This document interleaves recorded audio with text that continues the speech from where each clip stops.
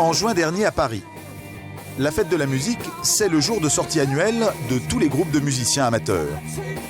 C'est aussi un rendez-vous que ne loupe jamais Ahmed. Allons-y dans les merguez.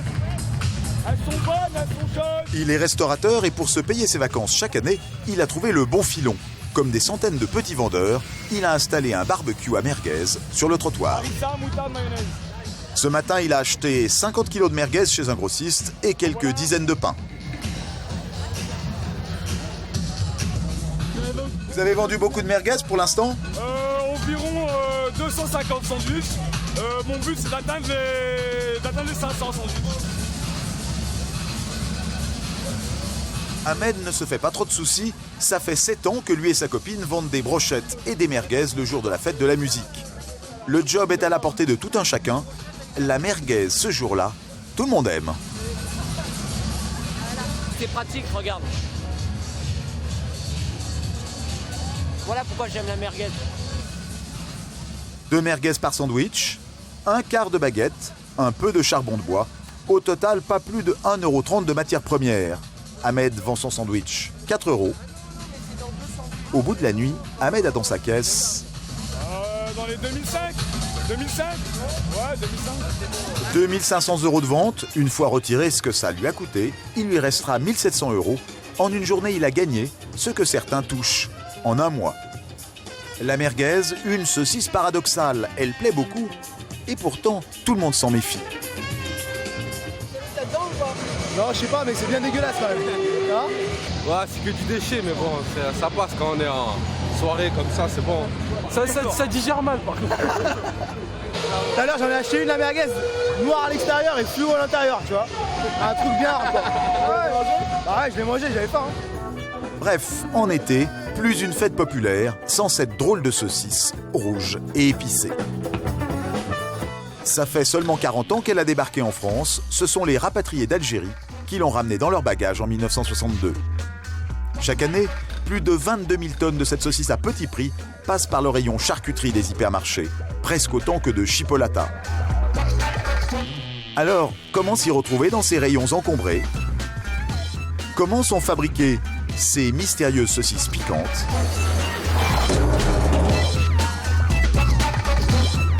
Qu'y a-t-il exactement dans les merguez que vous achetez ? Monsieur Nel de la direction de la concurrence consommation, expression micro de... Notre enquête commence à Caen, dans le Calvados. C'est là, en Normandie, que nous avons trouvé le roi de la merguez. Tous les matins, Élie Lasserie ouvre sa boucherie et prépare son étal. Pardon ? Qu'est-ce que vous faites ? Ah bah là, on sort un crochet d'une quinzaine de kilos de merguez, parce que je crois avoir vu passer un de mes clients qui va arriver. Les merguez, c'est la spécialité d'Élie. Elles sont réputées pour être les meilleures de la région. J'en coupe une. Et voilà.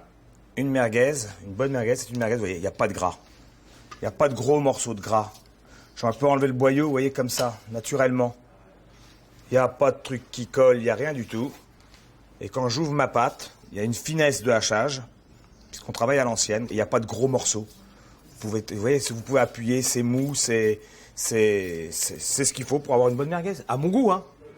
Un goût qui a un prix, presque 10 € le kilo. Le tarif ne rebute pas les clients, loin de là. Ce samedi matin, comme tous les week-ends, il y a la queue devant la boutique d'Élie. Les amateurs viennent de loin. Sa merguez a même des fans à l'étranger. Donc c'est à nous. Bonjour. 5 kilos de merguez, ok.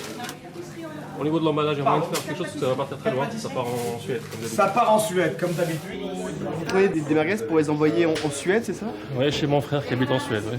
Vous faites ça souvent ? Enfin, c'est... Une fois tous les 2 mois environ. Pourquoi ? Parce qu'on a été habitué à manger des merguez ici depuis enfant, donc c'est resté. Et pourquoi ? C'est les particulièrement bonnes pour vous ? C'est la meilleure merguez de France. Alors je vais aller vous chercher. Ce matin, il fait beau. On s'apprête à sortir les barbecues. Malgré son stock, Élie est dévalisé. Ils sont tellement demandés qu'il n'y en a même plus. Madame est une cliente régulière. Elle ne jure que par la merguez d'Élie. Il y a toutefois un mystère qu'elle n'arrive toujours pas à éclaircir. Leur composition.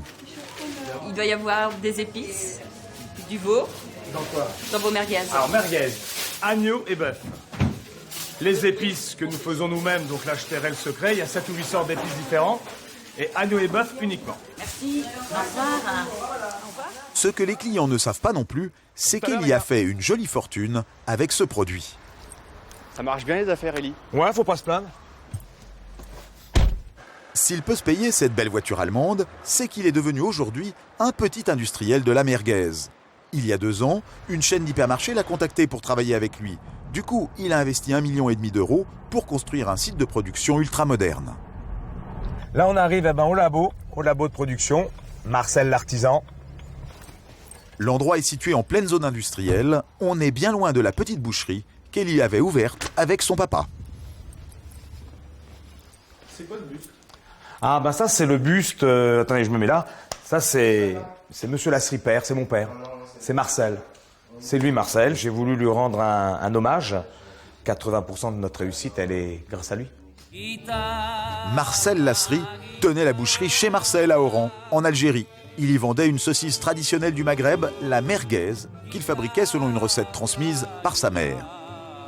En 1962, au moment de l'indépendance de l'Algérie, comme beaucoup de rapatriés pieds noirs, il vient s'installer en France, avec femme et enfants. À Caen, presque par hasard, il ouvre une petite boucherie de 30 mètres carrés dans le centre-ville et se fait une réputation grâce à ses merguez, une saucisse goûteuse, jusqu'alors inconnue en France. Très vite, on le surnomme le roi de la merguez. En 1975, Eli rejoint son père dans la boucherie familiale. Marcel lui transmet la recette avec une mission, perpétuer la tradition familiale. Avec sa petite usine, Eli fait aujourd'hui 1 million d'euros de chiffre d'affaires. Ça fait un peu de bruit, mais Il y a des machines partout. Mais une grosse partie du travail est encore fait à la main. Bonjour Michel. Produire des merguez, ce n'est pas très compliqué. Il faut de la viande bien sûr, mais surtout des épices et du colorant naturel dans une grande bassine. Donc là, c'est l'assaisonnement qui est prêt à être mélangé à la viande. Donc on va hacher la viande sur cet assaisonnement. Le bœuf et le mouton haché sont malaxés à l'aide de ce pétrin. La mixture est ensuite injectée dans du boyau d'agneau. Le résultat, une merguez longue de plusieurs mètres qu'il ne reste plus qu'à tresser. Oui, je fais comme ça, je ferme mes yeux, je m'endors paisiblement. Au boulot, c'est rare, hein. Et voilà, je fais mes merguez des yeux fermés, sans aucun problème, sans même regarder le produit. Normal, Eli, le roi de la merguez, a une réputation à défendre. Mais le vrai secret, c'est ce qui fait le goût de la merguez, le mélange d'épices. Eli a sa recette bien à lui, mais là, l'homme est beaucoup moins bavard. Ah, c'est quoi? C'est... Bon, la base... Vous dire c'est quoi? Bon, vous voyez bien, voilà, c'est des épices entiers, comme ça. Le piment de Cayenne, c'est entier. Après, on a du cumin, évidemment. Et puis, bon, notre gamme, que je vous dirai pas tout, parce que j'aime bien garder mon petit secret, parce que tout le monde ne Ce petit secret se transmet de génération en génération. À part son père, seul Eli et son neveu Vincent le connaissent. On est uniquement ces 3 personnes-là à connaître la recette, tant pour la confidentialité du produit et pour s'assurer que jamais, comme je vous disais, un industriel qui lui fabrique uniquement des assaisonnements se retrouve avec cette recette-là. Grâce à sa formule magique, le roi de la merguez a réussi à placer ses produits dans une 50aine de grandes surfaces. Un tour de force sur un marché qui est dominé par les grands industriels. Dans les rayons des hypermarchés, 90% des merguez vendues sont fabriquées par des groupes spécialisés dans la viande. Merguez tout court, merguez au mouton, à la dinde, merguez pimentée, véritable merguez, une gamme impressionnante de produits, parmi lesquels il est difficile de se retrouver, tous vendus entre 6 et 10 euros le kilo. Quelque part dans la banlieue d'Angers, direction l'usine d'un de ces leaders de l'agroalimentaire. Ici, on fabrique tout ce qui est destiné au barbecue. Brochettes, saucisses, l'un des produits incontournables, c'est évidemment la merguez. Le QG de l'usine, c'est ici, la salle des commandes. Les quantités vendues varient surtout en fonction d'un acteur, le soleil. Vous allez bien? Ça s'est bien vendu ce week-end? J'ai regardé la météo, donc plutôt super beau. Annie est en ligne avec les hypermarchés de la région. Son principal argument de vente, ce sont les prévisions météo qu'elle récupère tous les jours sur Internet. Ce jour-là, elle est contente, le soleil est de retour et les commandes redémarrent. Je vous mets un de chaque? D'accord. Bon, bah, bonne fin de journée. Puis je vous dis à demain. Au revoir. C'est vrai, quand on a une météo favorable, comme on vient d'avoir là ce week-end, les commandes se multiplient très très rapidement. En l'espace de 2 jours, on peut varier du simple au triple, voire au quadruple. Quand il fait beau, l'usine peut produire jusqu'à 200 000 merguez par jour. Ici, on en fabrique 2 sortes. Claude, le chef du service qualité, commence par nous montrer celle dont il est le plus fier, la merguez véritable. T'as pesé la viande, tout est bon? Donc là l'opérateur est en train de faire. Elle représente la moitié du marché. En fait, elle ressemble beaucoup à la recette traditionnelle faite par Ellie.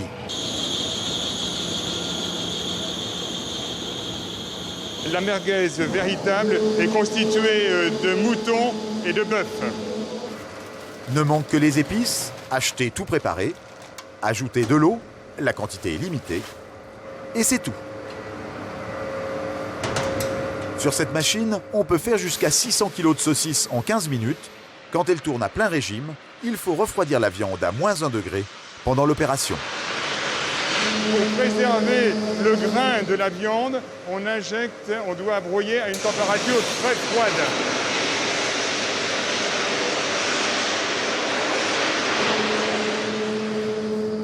C'est ensuite que ça se complique. Pour avoir le droit à l'appellation merguez véritable, une fois la mixture achevée, il faut utiliser du boyau d'agneau. Un boyau qui coûte cher et surtout qui est fragile. Ça va, il ne casse pas trop là aujourd'hui? Non, ça va. Il y a des jours où ça casse plus facilement? Ça dépend des boyaux. Ah ben c'est le problème du boyau naturel. Hein. Ces boyaux ne résistent pas toujours aux cadences des machines et se déchirent. Conséquence, il faut beaucoup jeter. Des viandes de qualité, du bon boyau, la merguez véritable est chère à produire, environ 30 centimes la pièce. Alors, l'usine fabrique une autre saucisse, beaucoup moins coûteuse. Ça se passe à l'autre bout de la chaîne, c'est toujours de la merguez, mais ici plus question d'appellation contrôlée. Le boyau naturel est remplacé par ce boyau synthétique. Il coûte 2 fois moins cher, il est très résistant.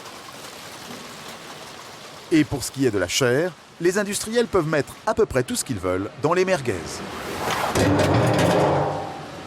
On peut mettre du veau, on peut mettre de la chèvre, on peut mettre du cheval, on peut mettre même du gibier et même aussi du porc. Mais dans le cas du porc, on doit le déclarer dans la dénomination de vente. On peut mettre du porc dans les merguez? À condition de le déclarer dans la dénomination de vente. Mais nous ne faisons pas de merguez de porc du tout. Ici, on ne fabrique pas de merguez avec du porc. En revanche, on n'hésite pas à utiliser un ingrédient encore moins cher, du gras. Alors ici, vous avez du gras de bœuf. Que nous pouvons rajouter, que nous rajoutons dans les merguez. C'est du gras de très bonne qualité qui est tout frais. Alors pourquoi est-ce qu'on rajoute du gras? Tout simplement pour une question de goût. C'est ça qui donne l'onctuosité. Ça a aussi un intérêt économique. C'est beaucoup moins cher, c'est quoi les rapports? Le responsable qualité est un peu embêté. En fait, le gras est récupéré sur les carcasses des bêtes et ne coûte presque rien. On peut en mettre jusqu'à 40% dans cette merguez et c'est tout à fait légal. Produite pour environ 15 centimes, revendue près de 20, cette merguez est un des produits les plus rentables de l'usine. La recette fait le bonheur des fabricants, pas forcément des gastronomes.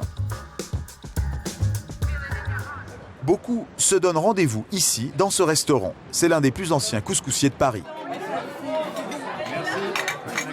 Les clients sont des connaisseurs. 3 couscous merguez, un couscous caïd, s'il vous plaît, on envoie. Alors le chef, Serge Cassi, les soigne. Alors là, ce qu'on va envoyer, c'est des merguez en kémia, c'est-à-dire des petits morceaux de merguez qui sont cuits, coupés, servis avec des petites olives, on va mettre des petits pics, ça se mange à l'apéro, c'est très sympa. La kémia, c'est l'accompagnement traditionnel de l'apéro chez les rapatriés pieds noirs. Quasiment un rite sacré. Serge, la merguez, c'est son fonds de commerce depuis 34 ans. À notre demande, il accepte de tester des merguez standards achetées au supermarché et de les comparer avec celles de l'artisan qui le fournit. Celles-ci ont été achetées en grande distribution. Je vais les ouvrir devant vous. Je vais prendre celle que j'ai l'habitude, qui est de mon fournisseur. Je vais les mettre dans la petite poêle. Je vais prendre 3 de cette marque. À l'œil, les premières différences apparaissent tout de suite. Donc là, déjà, on peut se rendre compte que ce n'est pas les mêmes boyaux. Là, on voit très bien le blanchâtre apparaître. C'est du boyau synthétique. Là, on le voit très bien. À mi-cuisson, le constat est édifiant. Ou alors là, vous voyez le boyau qui commence à s'étirer. Vous voyez, il part. Il va se détacher dans peu de temps. Même il s'en va. Voilà, d'ailleurs, on l'a enlevé. Après 6 minutes à feu vif, les merguez sont cuites, place au verdict. Donc voilà celle de l'artisan. On peut laisser la cour. On voit qu'il n'y a pas de morceaux de gras, que du maigre de viande avec des épices, que le boyau se tient bien. Là, c'est celle achetée en grande surface. On voit que le boyau, c'est quand même un boyau synthétique. Ici, nous avons du gras, des petits morceaux de gras que vous pouvez voir qui sont passés au hachoir. Ici, vous en avez là. Donc elle est un peu persillée de gras. Pour Serge, c'est clair, si vous achetez des merguez industrielles, vous risquez d'avoir des surprises. Le gras, obligatoirement, quand il va cuire, va fondre, on va dire pisser, donc pisser le gras, ce qui fait que votre saucisse va se réduire en taille, aussi bien en diamètre qu'en longueur. Et en finale, vous aurez acheté 1 kilo de merguez et vous allez en ressortir peut-être que les 3/4 de viande. On peut mettre beaucoup de choses dans une merguez, c'est légal, pourvu que ça soit marqué sur l'étiquette. Mais on ne peut pas tout mettre. Le problème, c'est que certains fabricants sont tentés de mettre n'importe quoi, sans le dire. La pratique est courante, à en croire la répression des fraudes, la DGCCRF, qui fait des contrôles régulièrement sur les merguez. Pour 53% des produits contrôlés l'année dernière, une merguez sur 2, il y a tromperie sur la marchandise. Les ingrédients annoncés sur les étiquettes ne sont pas les bons. La merguez est la bête noire des inspecteurs de la répression des fraudes. Ce matin, 2 d'entre eux débarquent dans un supermarché de la région parisienne. Bonjour monsieur. Bonjour. Monsieur Nem de la direction de la concurrence, consommation, répression des fraudes. Oui. Donc nous sommes là afin d'effectuer donc des prélèvements dans votre établissement. Oui. Donc on va voir avec vous comment nous allons procéder. Donc on va effectuer des prélèvements donc de merguez, bien ciblés, de préemballés. Ils sont arrivés par surprise pour éviter que la direction ne retire certains produits de ses rayons au dernier moment. Bonjour. Apparemment, ils ont 2 variétés. Dans le rayon, il y a 2 sortes de produits. Donc des merguez halal et des merguez basiques, traditionnelles. À première vue, les indications sont plutôt bien fournies. Ils réquisitionnent 2 barquettes. Les mettent sous scellé. On va passer donc Étiquette et tout ça scellé pour aucune ambiguïté.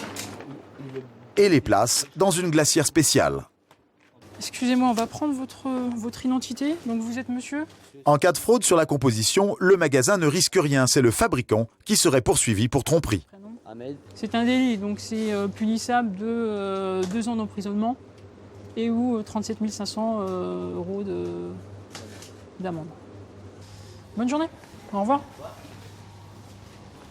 Ne reste plus qu'à emmener les échantillons prélevés dans ce laboratoire. La Direction générale des fraudes possède son propre laboratoire dans un endroit qu'elle souhaite tenir secret.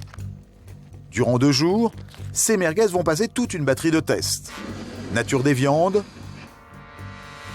teneur en eau, pourcentage des graisses, colorants interdits. Mais ce que recherche surtout le laboratoire, c'est le collagène dans ces étranges machines. Derrière ce nom barbare se cachent les tendons, les nerfs, les enveloppes de muscles, bref, les déchets des animaux. Un certain nombre de fabricants n'hésitent pas à en inclure dans leurs recettes. Le collagène est autorisé, mais jusqu'à une certaine limite. Alors donc les protéines de la deuxième merguez. 48 heures plus tard, les résultats des merguez prélevées tombent.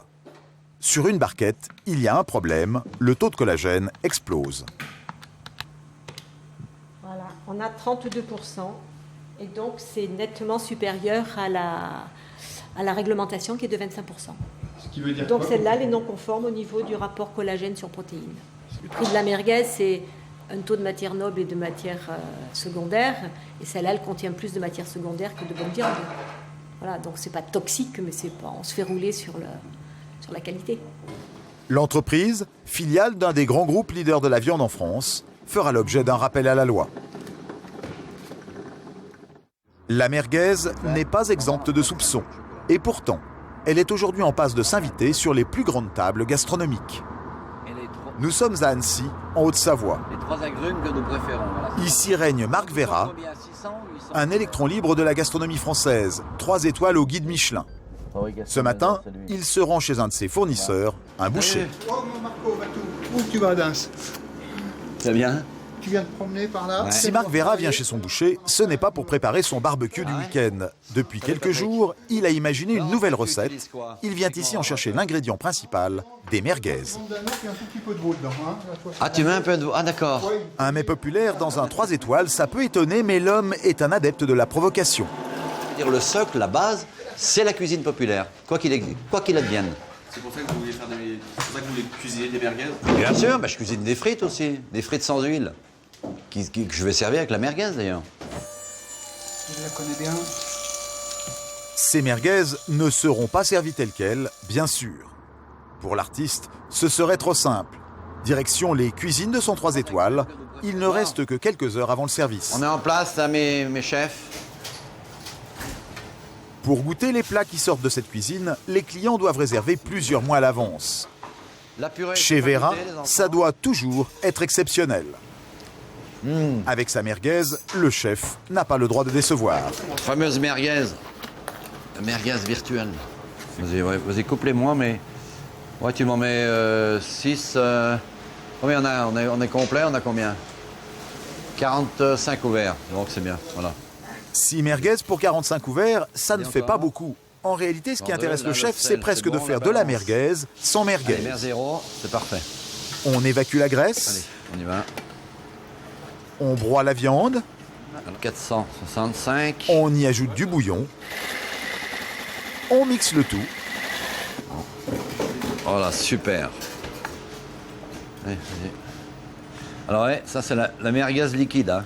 Pour ne garder que l'essentiel du produit, son goût. Merguez. Ça c'est très bien. C'est toujours du caviar, de la truffe. J'allais dire, c'est presque facile. Anoblir ces produits-là, c'est un peu plus difficile. Allez, j'y vais. Le prix aussi va s'anoblir. La merguez virtuelle fait partie du menu dégustation 18 plats, 368 €. Pour ce tarif, c'est le chef en personne qui se déplace et assure le spectacle en salle. Je vais demander un autre truc d'azote. Voilà, ici. Très bien, chef. Voilà. Le principe, c'est de pocher. Vous savez ce qu'on a fait tout à l'heure, c'est de le pocher dans l'azote. Voilà, ça va marcher. Hein. Ça ne ressemble pas vraiment à une merguez et les clients ne savent pas trop à quoi s'en tenir. D'accord. Ah, comme elle est belle, cette petite merguez. Ah, ça, c'est très bien.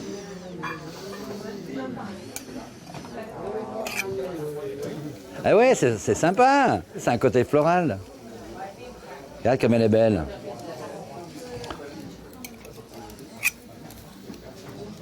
L'objet sera servi avec une frite. Bon, je pense que... Et tout de même, un peu de jus de truffe. Alors vos impressions? Ah, ça sent vraiment la merguez. Mais vous pouvez y aller. Ah, vas-y, vous prenez un peu de jus de truffe. Ça déstabilise un petit peu ou pas? Ah, c'est extraordinaire le goût que ça a. Vraiment. Impressionnant. T'as pas de sensation de graisse, pas de gras.